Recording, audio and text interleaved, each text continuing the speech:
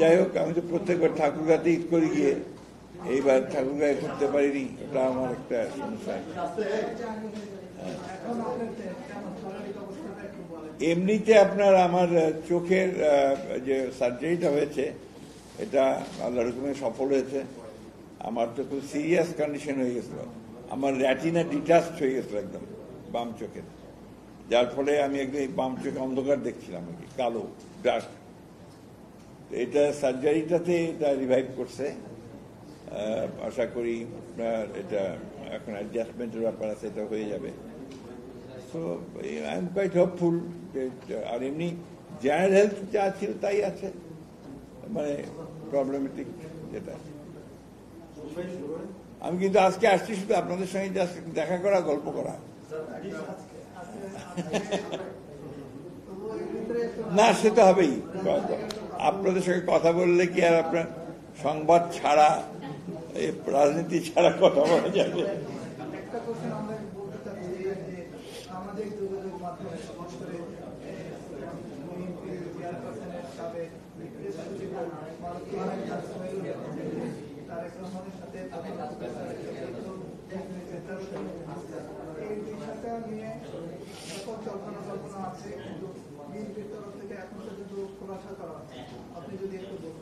না, এটা তো আপনার আমরা বেশ কয়েকদিন আগে থেকে, যখন থেকে আপনার প্রধান উপদেষ্টা লন্ডনে যাবেন সিদ্ধান্ত হয়েছে, তখন থেকেই মোটামুটি আপনার একটু আলোচনা হচ্ছিল যে সেখানে যেহেতু আমাদের দলের ভারপ্রাপ্ত চেয়ারম্যান মহোদয় আছেন, সেখানে একটা সাক্ষাৎকার হতে পারে, এটা একটা সম্ভাবনা তখন থেকেই আপনার শুরু হয়েছিল। এটা আপনার এখন ম্যাচিওর হয়েছে এবং আমাদের এটা নিয়ে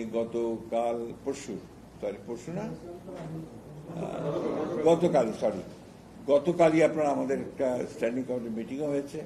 এটা আপনাদের জানানো দরকার যে চেয়ারম্যান সাহেব নিজে অসুস্থ থাকে, অসুস্থ থাকার পরে উনি নিজে মিটিং করেছেন, ওনাকে ফর্মালি দাওয়াত করা হয়েছে মিটিংয়ের জন্য। এটা আপনার 13 তারিখে 9টা থেকে 11টা পর্যন্ত লন্ডন টাইমে এই সময়টা দেওয়া হয়েছে আর কি। তো এটা আমাদের স্ট্যান্ডিং কমিটির পক্ষ থেকে স্বাগত জানানো হয়েছে এবং আমরা প্রত্যাশা করছি যে এটা বাংলাদেশের যে রাজনৈতিক যে সংকটগুলো আছে এগুলোকে কাটিয়ে উঠতে হয়তো একটা পজিটিভ ভূমিকা রাখতে পারে এই সাক্ষাৎকারটা।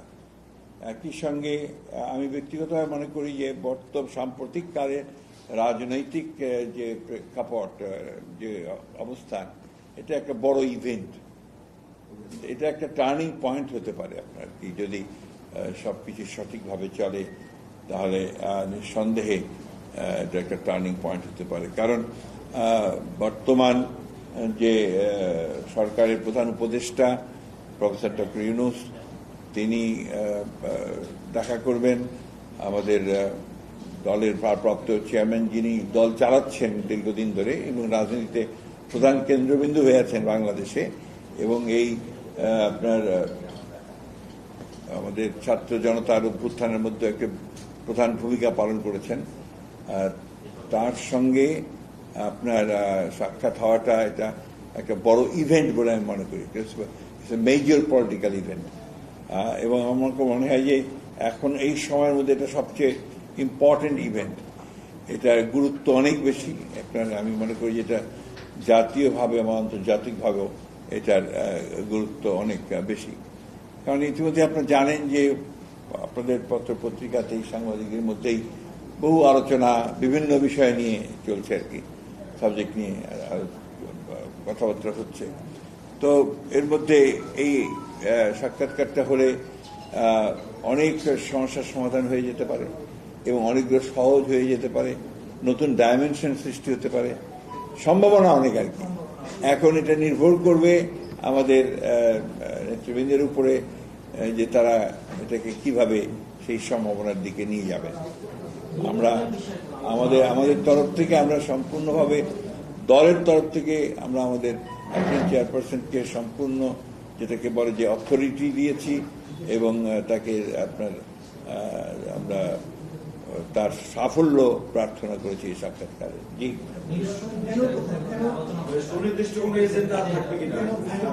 এখানে সুনির্দিষ্ট কোনো এজেন্ডা নেই। ভেন্যুটা হচ্ছে উনি যেখানে আছেন, আপনার যে হোটেলটা নামটা হচ্ছে আপনার, হ্যাঁ, ওইখানেই হবে এটা মেট্রো। ওখানেই তার সঙ্গে আপনার ইংল্যান্ডের deputy leader of the house আপনার উনি দেখা করবেন। এরপরে এই সময় অন্যান্য নেতা যারা আছেন তারা ওখানেই দেখা করবেন। ভেন্যু একটাই। বলছিলেন যে একটা রাজনৈতিক সংকট এটা উত্তর হতে পারে, এক ধরনের টানাপোড়েন চলছে, নির্বাচনের সময়সীমা নেই। গভর্নমেন্টের তরফ থেকে ঘোষণা করা হয়েছে প্রথম ইলেকশন আপনারা চাচ্ছেন যে ডিসেম্বরে অনল অবস্থানে আছে, মানে এখান থেকে এই ডেভেলপ হতে পারে না। বললাম তো, যেটা একটা বিরাট সম্ভাবনার সৃষ্টি করেছে আপনার। এটা আমি তো রাজনীতিতে সবসময় আপনার খুবই ইতিবাচক মানুষ, এবং আমি সবসময় পজিটিভ দিকটাই দেখতে চাই, ব্রাইট দিকটাই দেখতে চাই। তাতে করে আমি এই একটা সুযোগ সৃষ্টি হয়েছে যেটাতে অনেক সুযোগ তৈরি হতে পারে, এবং সেই সুযোগগুলো তৈরি করার একটা সুযোগ এসছে আমাদের দুই নেতার। This is a proper time and proper venue, proper place, যেটাতে একটা নতুন একটা দিগন্তের উন্মোচন হতে পারে।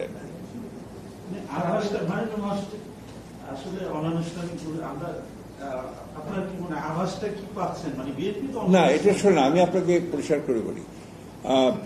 আমাদের বর্তমান যে অন্তর্বর্তীকালীন সরকার আছে, তারা একটা বিশেষ মুহূর্তে এসে আপনার এই দায়িত্ব নিয়েছেন, তাদেরকে দায়িত্ব দেওয়া হয়েছে। একথা বললে অস্বীকার হবে যে আমরাই দায়িত্ব দিয়েছি, এবং রাজনৈতিক দিক থেকে তাদের অভিজ্ঞতা কিন্তু যথেষ্ট নয়, এবং তারা নিজ নিজ ক্ষেত্রে তারা সবাই একজন অত্যন্ত অভিজ্ঞ মানুষ বা পণ্ডিত লোক, উইজডম সব আছে। পলিটিক্যাল উইজডম যে পুরোপুরি আছে সে কথা বলা যাবে না, but at the same time they have got the sincerity, তাদের আন্তরিকতার অভাব আছে বলে আমার কাছে মনে হয় না। তারা কাজ করতে চান, কাজ করার চেষ্টা করছেন। দৃষ্টিভঙ্গি বিভিন্ন হতে পারে, তবে এখানে একটা ইউনিক ব্যাপার আছে, যেখানে একটা চাপ আছে। চাপটা হচ্ছে যে আপনারা জানেন যে এখানে নতুন নতুন রাজনৈতিক চিন্তা ভাবনার সৃষ্টি হচ্ছে, নতুন নতুন রাজনৈতিক চিন্তা আনার চেষ্টা করা হচ্ছে, যেগুলোকে আপনার চ্যালেঞ্জগুলোকে মোকাবেলা করে একটা জায়গায় নিয়ে আসা, এটাও একটা বড় আপনার চ্যালেঞ্জিং জব। কিন্তু তো সেই ক্ষেত্রে আমি মনে করি যে আপনার এই একটা সুযোগ তৈরি হয়েছে দুই নেতার মধ্যে দিয়ে, সবার মধ্যে দিয়ে, সেটা একটা বড় একটা সমাধান হয়ে যেতে পারে আর কি। সেগুলো সমাধান করতে পারে এক মুহূর্তের মধ্যে বাংলাদেশের সব সমস্যার সমাধান হয়ে যাবে, এটা মনে করার কোনো কারণ নেই। 15 বছরের একটা ফ্যাসিস্ট রুল, আওয়ামী লীগ সব ইনস্টিটিউশনকে ধ্বংস করে দিয়েছে। সেই ইনস্টিটিউশনগুলোকে নতুন করে বিল্ড আপ করা এটা কোনো ছেলে খেলা নয়। আমি এই কথাটা বারবার করে বলার চেষ্টা করি যে এটা একটা বিরাট বিরাট চ্যালেঞ্জ, জাতির জন্য চ্যালেঞ্জ। সবাই আশা করেন যে সব কিছু, এটা হচ্ছে না, এটা ঠিক হচ্ছে না, এটা ঠিক হচ্ছে না।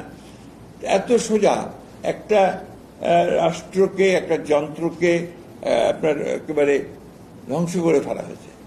এখান থেকে আবার নতুন করে সুস্থ ভালো জিনিস রাতারাতি নিয়ে আসবেন, এটা এত সহজে হয় না। It takes time. এবং ভালো কথা হচ্ছে যেটা, সেটা হচ্ছে যে সবাই আন্তরিকভাবে চেষ্টা করছেন, রাজনৈতিক দলগুলোও চেষ্টা করছেন। আমি কাউকেই আপনার অভিযোগ করতে পারি না, চাই না কারোর বিরুদ্ধে। আমি মনে করি everybody is trying their best. Maybe যে হয়তো পথ ভিন্ন, জায়গায় আপনার চিন্তা ভাবনা ভিন্ন হতে পারে, কথাবার্তা ভিন্ন হতে পারে, কিন্তু সবারই চেষ্টা আছে।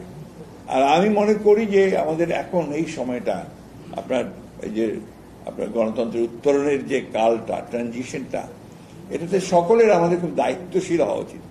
প্রত্যেকটা কথা আমাদের সাবধানে বলা উচিত। প্রত্যেকটি কথা আমরা এমনভাবে বলবো যে কথাগুলো আমাদের এই যে যাত্রা, একটা চ্যালেঞ্জ মোকাবিলা করার যে যাত্রা, এটা যেন বিঘ্নিত না হয়, ক্ষতিগ্রস্ত না হয়। এবং যেটা বারবার আমি বলে এসেছি, আমরা সবাই বলে এসেছি, যে জাতীয় ঐক্য ওই ক্ষেত্রে কিন্তু সবচেয়ে ইম্পর্টেন্ট।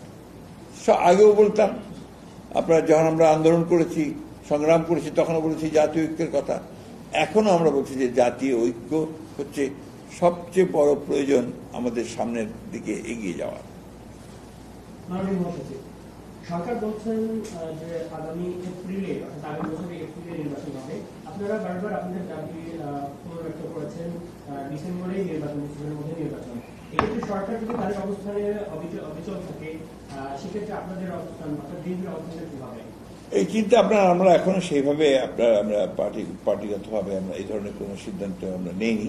আমরা আশা করছি যে সরকারের একটা মানে তারা বিবেচনা করতে মানে কিছুটা বলা যেতে পারে বাস্তবতার প্রেক্ষিতেই তারা বিবেচনা করবেন, এবং এর সময়টা তো ঠিক না।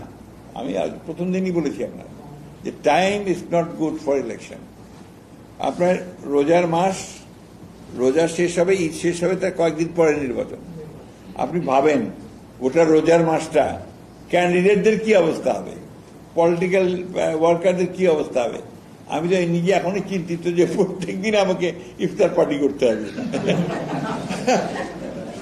না, এটা আপনি নো জোক, এটা বিরাট ব্যাপার। একটা ব্যয় দ্বিগুণ হয়ে যাবে, ব্যয়টা দ্বিগুণ হবে। এবং সেই ক্ষেত্রে আপনার সবাই যে আমরা অনেকে চিৎকার করি, আমরা সবাই যে আপনার অর্থের কমাতে হবে, মুখের কমাতে হবে, এটা বাড়বে। Number one. নাম্বার টু, গরম, প্রচন্ড গরম। সেই সময় আপনার ঝড় বৃষ্টি আছে দিনের বেলা। আমরা তো আমাদের যে কালচার, এখানে নির্বাচনের জনসভা করতে হয়, জনসভা করে লোককে বলতে, জনসভাতে লোকজন আনাটাই মুশকিল হবে। রৌদ্রের মধ্যে কে আসবে, রাত্রিবেলা গিয়ে মিটিং করতে হবে আর কি সূর্যের। এটা তো ওই যে কালকে কোথায় যেন দেখলাম যে বাংলাদেশের নির্বাচন বেশিরভাগ সময়ই আপনার ডিসেম্বর জানুয়ারির মধ্যে হয়েছে, মাত্র দুবার বোধহয় আপনার হয়েছে, তা দুটো ইলেকশনই আপনার একটু ঝামেলা ছিল। যাই হোক, তারপরেও আপনার আমি মনে করি যে নির্বাচনটা খুব বেশি প্রয়োজন। এটা হচ্ছে আবার অনেকে আমাকে ভুল বুঝবেন যে সংস্কার চাই না, নির্বাচন চাই, এই যে একটা আমাদের বিরুদ্ধে প্রোপাগান্ডা প্রচার, এটা কোনো যুক্তি নাই। আমরা তো বহু আগে সংস্কারের কথা বলেছি, আমরা বহু আগে বলেছি যে এই ব্যবস্থা চলবে না, এবং সেই ব্যবস্থাটাকে আমরা ভিশন 2030 ম্যাডামকে দিয়েছি। এই রুমে বসে আমার এখনো মনে আছে, after long debate for few days, 7 দিন 8 দিন ধরে বিভিন্ন বিষয়ে ডিবেট করে করে করে বিভিন্ন পেশার লোকজনদের সাথে কথা বলে কিন্তু আমরা দিয়েছিলাম আপনার ভিশন 2030। তারপরে আমরা যখন আপনার আবার ঐক্যের মতো একটা ওই যে যুগপৎ আন্দোলনের দিকে গেলাম, তার আগেই আমরা একটা 27 দফা আমাদের দলের পক্ষ থেকে দিয়েছিলাম। এরপরে যখন আমরা অন্যান্য আমাদের যুগপৎ আন্দোলনের শরিক দলগুলোর সঙ্গে কথাবার্তা বলতে শুরু করলাম, তখন দিনের পর দিন আলোচনা করে আমরা আপনার 31 দফা দিয়েছি। বলা হচ্ছে বিভিন্ন যে আপনারা খেয়াল করে দেখবেন যে ঐক্য, অমুক জায়গায় ঐক্য নাই। বিএনপি এবং দুঃখজনক ব্যাপারভাবে আপনার সংস্কার কমিটিগুলো তারা যেভাবে জানতে চেয়েছে, এটা অনেকটা যে আপনার স্কুলের টিকমার্ক দিয়ে কি রাজনীতি হয় নাকি? এটা একটা অসম্ভব ব্যাপার। আমাকে তো আমরা বলেছি প্রধানমন্ত্রী পরপর দুবার কেউ হতে পারবেন না, আবার বলেছি যে 1 বছর বাদ দিয়ে আরেকবার হতে পারবেন, অর্থাৎ 3 টাইমস। আমরা তো এই কথা বলে নিই যে তারপরেও হতে পারবে। তো এখন এই জিনিসগুলোর আপনার ব্যাখ্যা করা দরকার। এটা একটা বিরাট একটা আপনার আমাদের দলের তরফ থেকে একটা বিরাট রকমের একটা আপনার অ্যাডভান্স যাওয়া, যে আমরা বলছি যে 2 বছরের বেশি হবে না, তারপরে গ্যাপ দিয়ে আরেকটা হতে পারে। It's a major reform. আমরা বলছি যে 2টো হাউস দরকার, ইটস এ মেজর রিফর্ম। এটা নিয়ে কোনো, আমরা বহু আগে থেকে বলছি যে কেয়ারটেকার গভর্নমেন্ট দরকার হবে, তখন তো সব উড়িয়ে দিয়েছে, ডেড ইস্যু, অমুক ইস্যু, তমুক ইস্যু। এমনকি আপনার বিদেশিরা পর্যন্ত আমাকে নিজে বলেছে যে don't talk about that dead issue. Now that has become the most lively issue.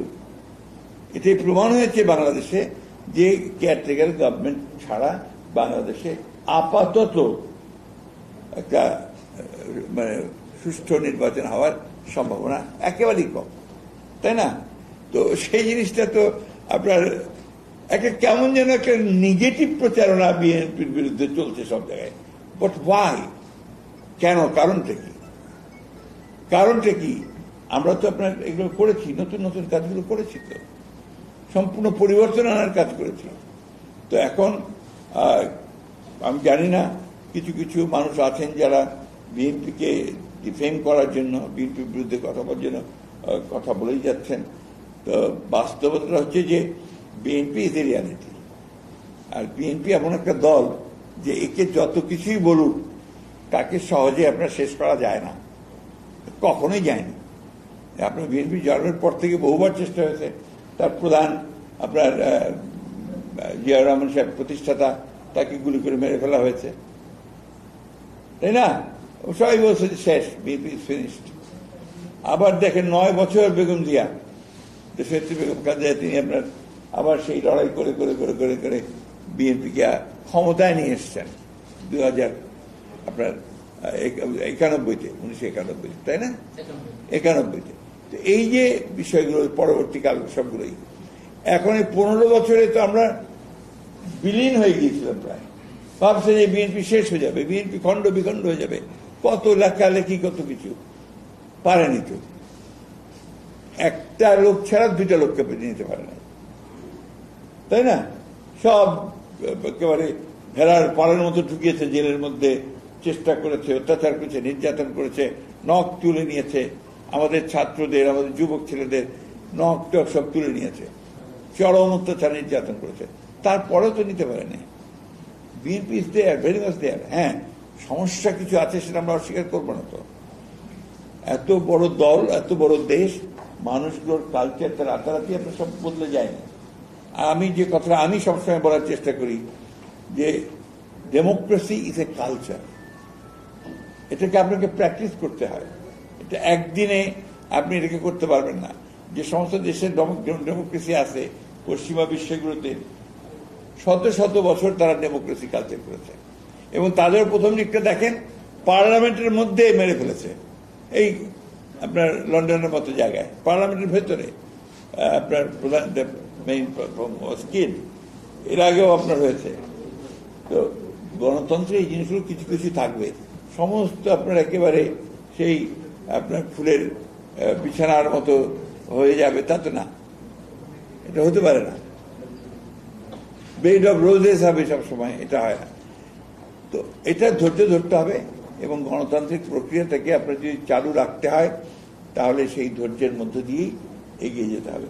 আমি রাজনৈতিক দল, ব্যক্তি, সংগঠন, এমনকি আপনাদের সোশ্যাল মিডিয়ার সমস্ত যারা অ্যাক্টিভিস্ট, তাদেরকে অনুরোধ জানাবো, don't try to divide the nation.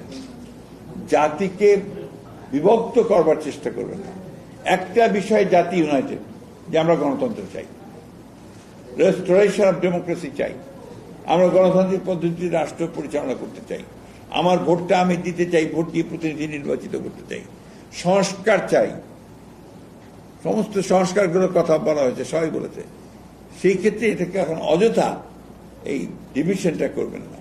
এই ডিভিশনটা আমরা যদি করি তাহলে আমাদের এই জাতির বাইরে যারা আছে, শত্রু যারা বারবার বাংলাদেশকে বিভিন্নভাবে আপনার ক্ষতিগ্রস্ত করার চেষ্টা করেছে, তারা এই সুযোগটা আরো বেশি করে পেয়ে যাবে।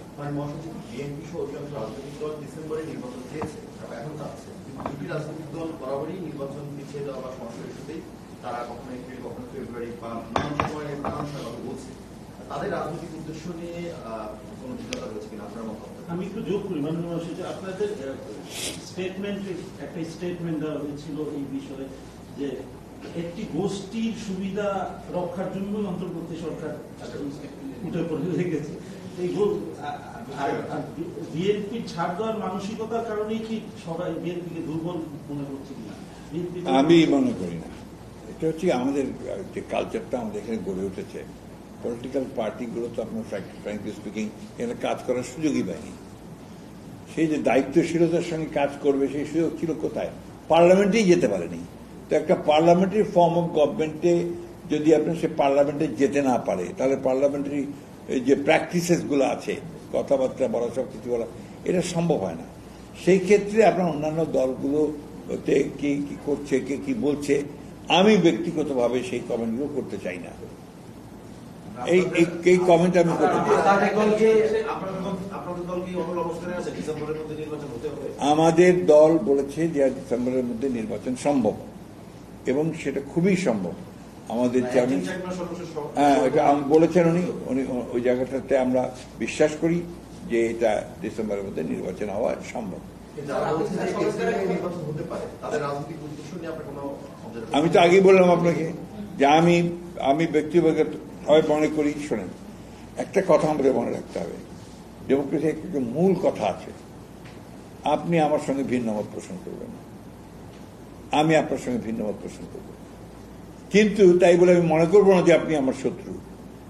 তাই বলে আমি মনে করব না যে আপনি দেশদ্রোহী হয়ে গেছেন, আপনি গণতন্ত্র বিরোধী হয়ে গেছেন, এটা মনে করবো না। আমি মনে করব যে এটাই হচ্ছে ডেমোক্রেসির বিউটি, এবং আমার দায়িত্ব হচ্ছে যে আপনার কথা বলার অধিকারকে, মতামত প্রকাশের অধিকারকে নিশ্চিত করা। That is my responsibility as a Democrat. এই জায়গাটা অনেককে বোঝানো সম্ভব হয় না। ডেমোক্রেসিটা তো আসলে আপনাকে একটু চর্চা করতে হবে, আপনি ইভেন কালচারের মধ্যে আনতে হবে, আপনার বাসায়, আপনার পরিবারে, আপনার সমাজে, সব জায়গায় আনতে হবে। সেটা তো আমরা করতে পারিনি।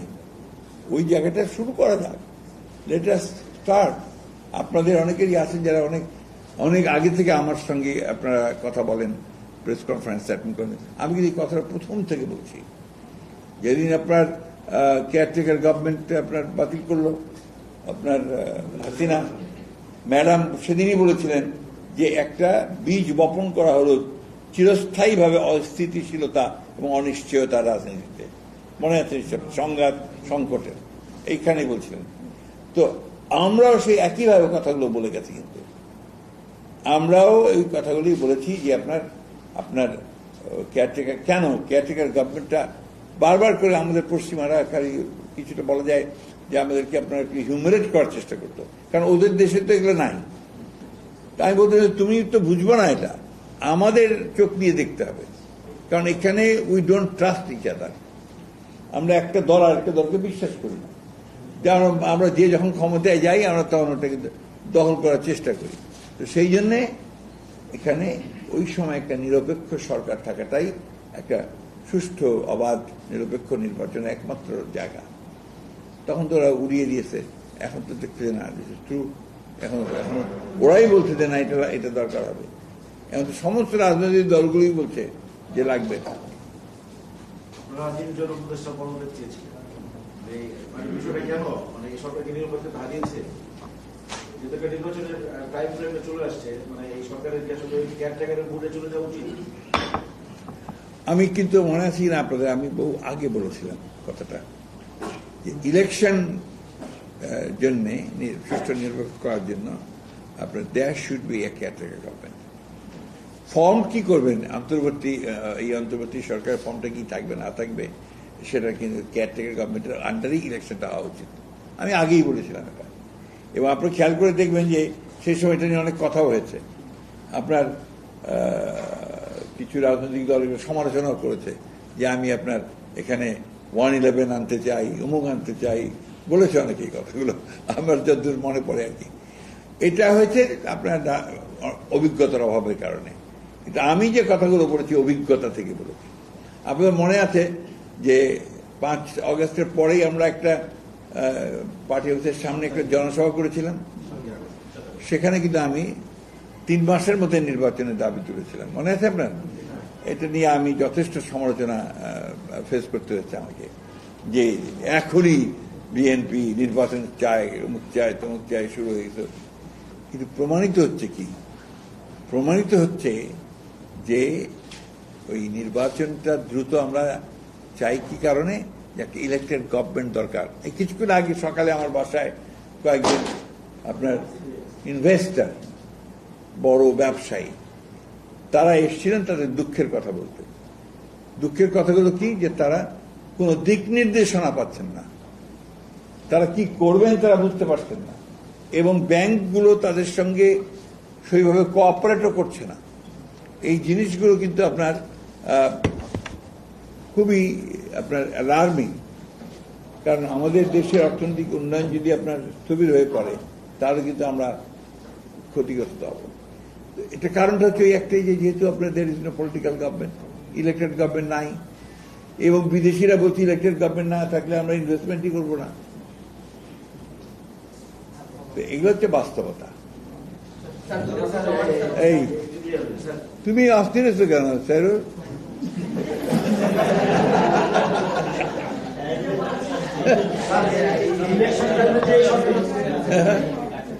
ইলেকশনটা যে সরকারটা হবে, মানে সেই সরকারের সাইজ কি ছোট হওয়া উচিত কিনা? না না, অবশ্যই। আমি তো মনে করি যে আপনার, এখন আমি অনেকগুলো কথা আমি বেশি বলতে চাই না, আপনার বলা ঠিক হবে না, এই মুহূর্তে বলা ঠিক হবে না। নাহলে এখন যারা আছেন তারা আগেও তো ছিলেন, আপনার উপদেষ্টা হিসেবে দায়িত্ব পালন করেছেন অনেকে, কিন্তু কয়েকজন, আমি নাম বলতে চাই না, আপনাকে আগে বলছি। তারা তো তখন তো 85 দিন 90 দিনে অধিবেশন করেছেন, 90 days এর মধ্যে ইলেকশন করেছেন। তো কেন হবে না? হ্যাঁ, একটা কমন ডিমান্ড আছে, ডিজায়ার আছে, যে এটার আপনার স্ট্রাকচারাল পলিটিক্সের এবং স্ট্রাকচার চেঞ্জ করতে হবে, সংস্কার আনতে হবে, ওটা আমরা একমত হয়েছি এবং আমরা কাজ করছি। প্রত্যেকটা সংস্কার কমিটির সঙ্গে আমরা ওতপ্রোতভাবে কাজ করেছি। তাদের প্রতিটি মানে ওপিনিয়ন আমরা ওপিনিয়ন দিয়েছি, জবাব দিয়েছি, লিগালি সাহায্য করেছি। আমাদের মতো অন্য কোনো পলিটিক্যাল পার্টি এইভাবে করেছে কিনা আমার জানা নেই, আপনারা বলতে পারবেন। সবচেয়ে বেশি আমরা কোঅপারেট করেছি, কাজ করেছি, এগুলোর উপর আমরা কমিটি তৈরি করেছি, কমিটি করে আমরা সাথে দিয়েছি। আমাদের ওই জিনিসটাতে যদি কেউ কোশ্চেন করে তখন ন্যাচারালি আমরা হার্ট হই, আমরা কষ্ট পাই। এখন ব্যাপার হচ্ছে কি, যে আপনার বাংলাদেশে, আমার কাছে আর কি, এটা আমার অ্যানালিসিস, বাংলাদেশে আপনার দুটো ক্লাস আছে। একটা হচ্ছে আপনার আরবান এলিটস, শহুরে এলিট যারা আছেন, আর একটা হচ্ছে আপনার রুরাল পিপল, তাই না? এই রুরাল পিপলের কিন্তু একটু ভিন্ন একটা চিন্তা ভাবনার মনন দেখবেন যে একটু ভিন্ন রকম। আবার আপনি শহরের লোকজনদের চিন্তা ভাবনা দেবেন একটু ভিন্ন রকম। শহরের এলিটরা খুব অস্থির এবং সবকিছু এখনই পেয়ে যাব, সবকিছু এখনই ঠিক হয়ে যাবে, এটা এখনই ঠিক হতে হবে, এরকম একটা ভাব আছে। তো গ্রামে যারা আছেন তাদের তো একই রকম জীবন, সরকার চেঞ্জ হলে কি হলো না হলেও খুব একটা যায় আসে, they are not that much bothered. আর বাংলাদেশি জাতির মতো পলিটিক্যালি কনসিয়াস জাতি এটা আর কোথাও নাই, কিন্তু কোথাও নাই। এই যে সবাই রাজনীতি করে, সবাই রাজনীতি সচেতন, সবাই কমেন্ট দেয়, সবাই আপনাদের কি সোশ্যাল মিডিয়াতে দিয়ে দিচ্ছে, কথা বলছে, এটা কিন্তু আর কোথাও পাবেন না। যেটা বলছিলেন যে অন্তর্বর্তীকালীন সরকার কি বলছে যে ওইগুলো রয়েছে, এখন কি তত্ত্বাবধায়ক সরকার মনে চলে যাওয়া উচিত?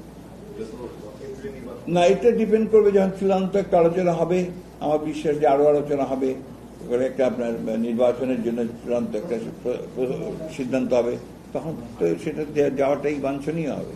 স্যার, আপনি সংস্কারের কথা বলছিলেন, বিএনপি এখনো মৌলিক যে সংস্কারগুলো বা অন্যান্য দলগুলো এনসিসি নিয়ে রাষ্ট্রপতির প্রক্রিয়া নির্বাচিত হবে, বা যে একটা প্রতিষ্ঠা সবগুলো নিয়ে মৌলিক কিছু বিষয় কিনা এখনো ঐক্যমত কোনো দলগুলোই বলছে, সবাই সবার অবস্থান ব্যক্ত করছে। সেই জায়গা থেকে বিএনপি বড় দল হিসেবে এনসিসি নিয়ে বিএনপি একটা রিজিড অবস্থান আছে, সেটিকে সরাসরি চালু করে দিয়েছে।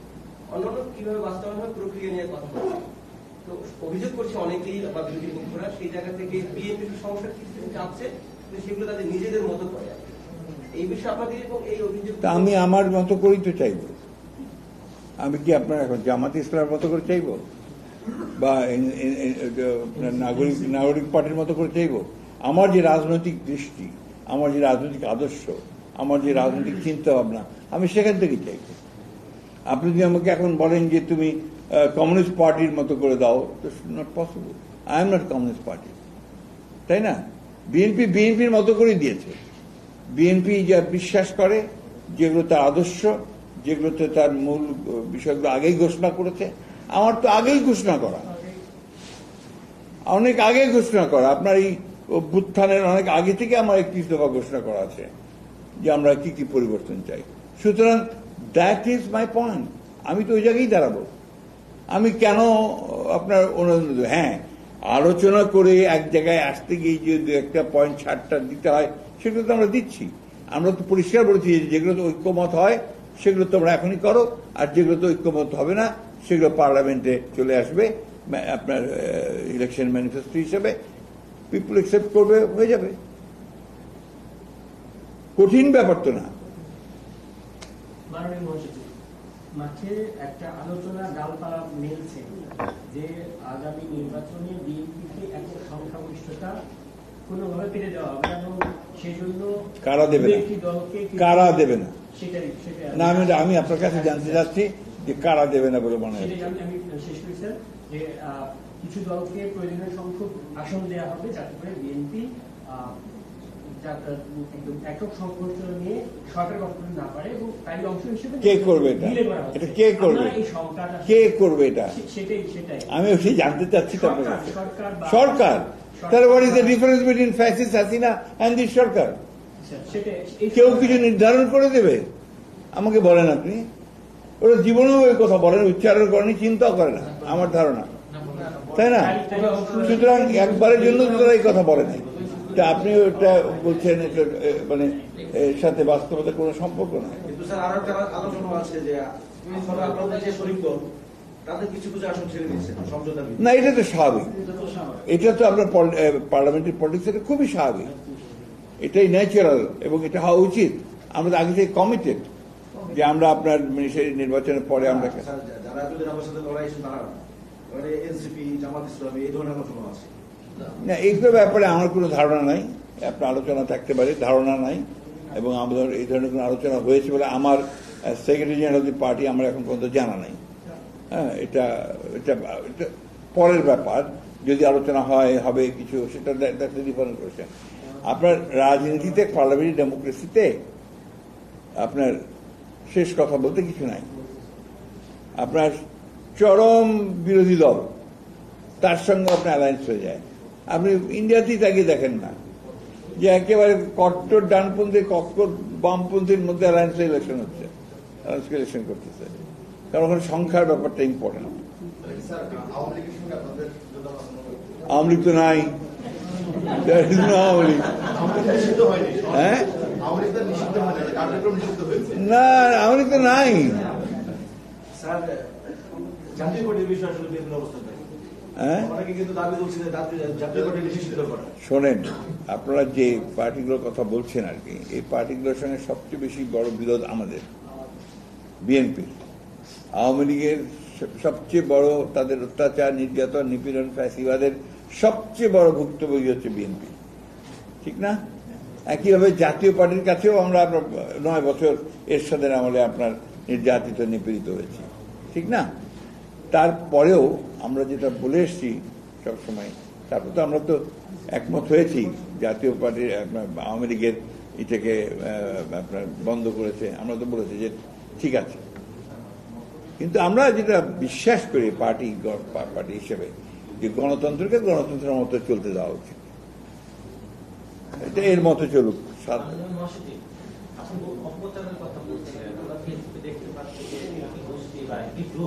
অপপ্রচার চালাচ্ছে অন্তর্বর্তী সরকারকে 5 বছর অনেকে ক্ষমতায় দেখতে চায়, কিন্তু অনির্বাচিত সরকার কিভাবে দেখতে চায়?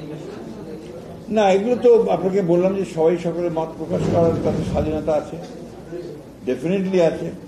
এখন আপনি যদি বলেন যে এটা কিভাবে চায়, সে উত্তর তো ওরা দিতে পারবে, আমি দিতে পারবো না। তবে এগুলোর কোনো নেই, আপনার কোনো ভিত্তি নেই। এগুলো যারা বলে তারা আপনার বলার জন্য বলে। আরেকটা সুবিধা আছে, বাংলাদেশের মানুষের মধ্যে আপনার একটা আত্মপ্রেম, মানে ইউটিউব করলে ওখানে নিজের ছবি দেখা যায়, কথা শোনা যায়, বা ওই যে আপনার সেলফি নেয়, ওখানে একটা আসে ছবি নিয়ে, এটা একটা দেখবেন একটা, এটা কিন্তু মূল বিষয়টা, সাইকোলজিটা হচ্ছে একটা আত্মপ্রেম। আমার ছবিটা আমি দেখতে চাই, আমার কথাটা আমি শুনতে চাই, ভয়েসটা শুনতে চাই, এই জিনিসগুলো আসে।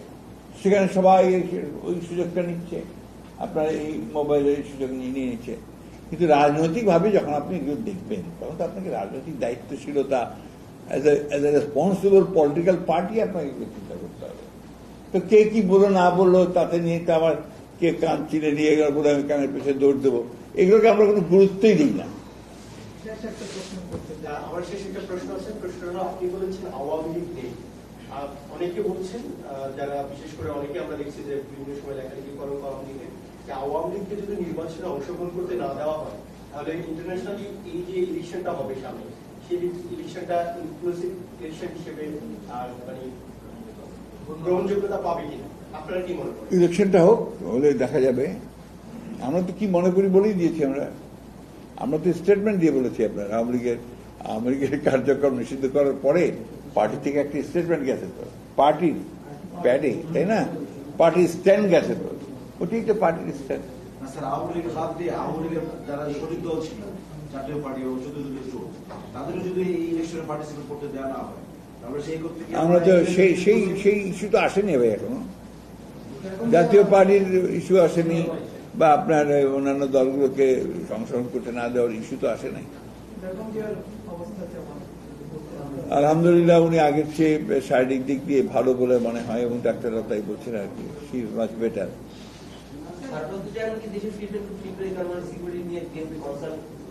নিশ্চয়ই দেশে ফিরবেন, অবশ্যই দেশে ফিরবেন, শিগগিরই ফিরবেন।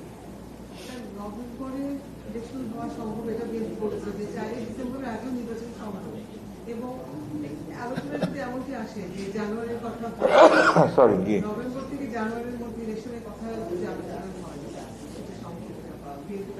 না, আমরা তো বলেছি যে আপনি কালকে নির্বাচন করতে পারেন, আমরা কালকে রেডি। কারণ হচ্ছে বিএনপি নির্বাচনের দল। আপনি এর আগের উত্তর আমি বহুবার দিয়েছি আপনার, যে BNP is always ready for election. কারণ এটা নির্বাচনের দল, এটা নির্বাচন করেই ক্ষমতায় যেতে চায়। এই যে আপনার অনেকেই, ভাই আমি তো বিপ্লবী দল নই, খুব পরিষ্কার কথা, আপনারা আমাকে কোট করতে পারেন, আমরা কোনো বিপ্লবী দল নই। আমরা নির্বাচন করেই জনগণের ভোটের মাধ্যমে আমরা ক্ষমতায় যেতে চাই। সুতরাং এই ব্যাপারে তো আপনার আমি কোনো আমাদের কথাগুলো খুব পরিষ্কার আর কি। এবং যখন সবাই চাইবে, একমত হবে, তখন নির্বাচন হবে, অসুবিধা নেই।